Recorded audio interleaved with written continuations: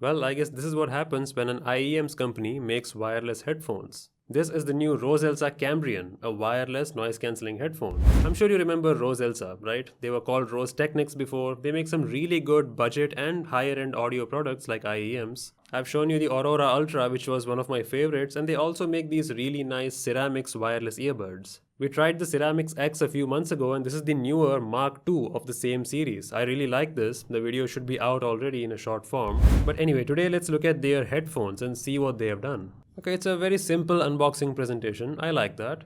And right away, you may have noticed that the ear cups fold. That's quite common with many Bluetooth headphones, it's easier to carry them this way. The body is almost entirely made of plastic, but that's pretty normal at this price. This section, however, is made of metal. That's interesting. The headband adjustment feels reasonably smooth. It could have been a little smoother. It does have a headphone jack as well for wired usage, and there's a dedicated ANC button right there.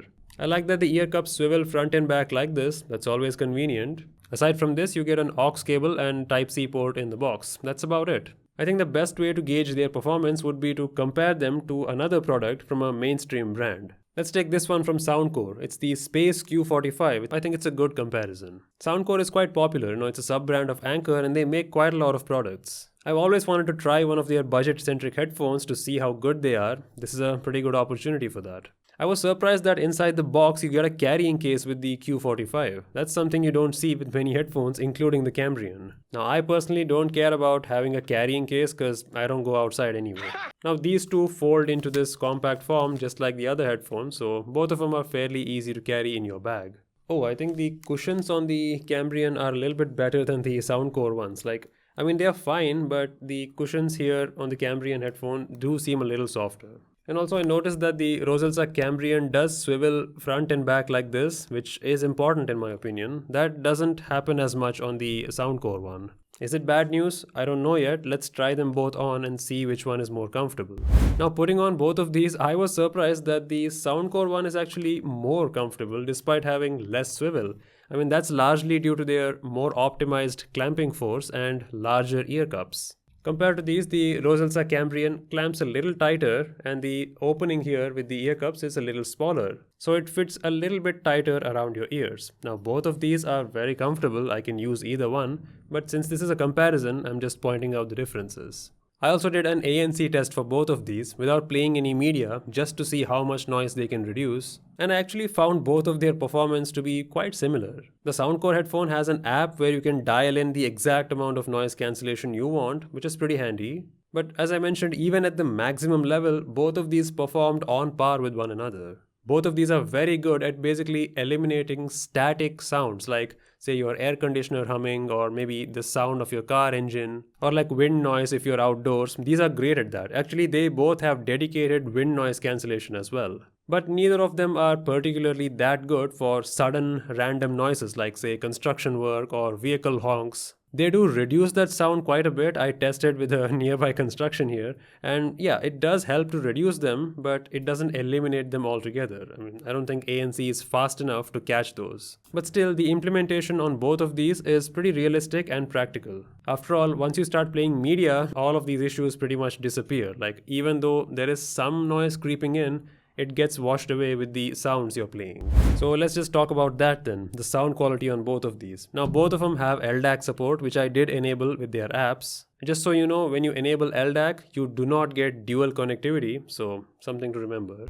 Now I first started listening to the Cambrian and I was surprised how relatively balanced they sound. They are overall slightly warm but pretty mellow, there's no sharpness or sparkle in the treble at all. I would say these sound realistic. That's not that common in budget headphones where you get saturation most of the time. There's pretty good stereo separation as well, so there's nothing much to complain for this price. As for the Soundcore ones, I was surprised at how bad they sounded, right out of the box as soon as I paired them and started listening. There was almost no top end whatsoever. So I opened the app to see if I can do something. I first had to install a software update for like 7 minutes. Okay. And then when I went to enable LDAC, there was another update which I had to wait for 10 minutes. Alright. And when I finally got full access to this headphone, I noticed there is this setting called Hearing ID, which basically tunes the sound as per your hearing preference. I tried that. It basically played a bunch of sounds, asked me to pick between one or the other style. It took another 10-15 minutes. And finally, after that, there was a substantial difference. These started sounding good. And remember, I didn't do anything with the Roseselsa Cambrian. These were pretty much good to go right out of the box. This took quite a bit of work, and now, yes, they sound good. But I still notice that these are better suited for more energetic V-shaped tuning. They don't do that well for more balanced listeners. This one's better suited for that. While both of them have their strong suits, since I prefer a little more balanced mellow sounds most of the time, I'm picking the Cambrian. If an established brand like Soundcore is still relatively as expected, nothing special, then there's no reason why you shouldn't check out a specialty brand like Rose Technics.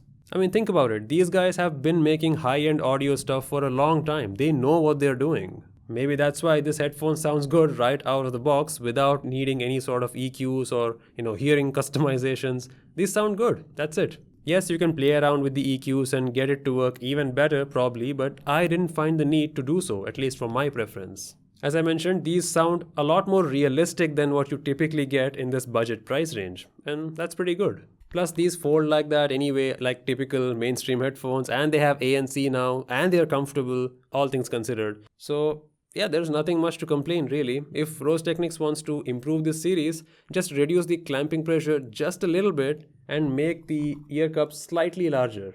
Minor improvements, that's it. So there you have it. Those were my thoughts on the Roseselsa Cambrian and how it holds up to some mainstream option like this one from Soundcore. Both of them are still good though. I hope you understood the differences I mentioned. More balanced, more energy. I'll link both of these in the description. You can pick these up brand new or you can pick it up from me as well, as usual. Just look at the prices and if you want one of these, just email me.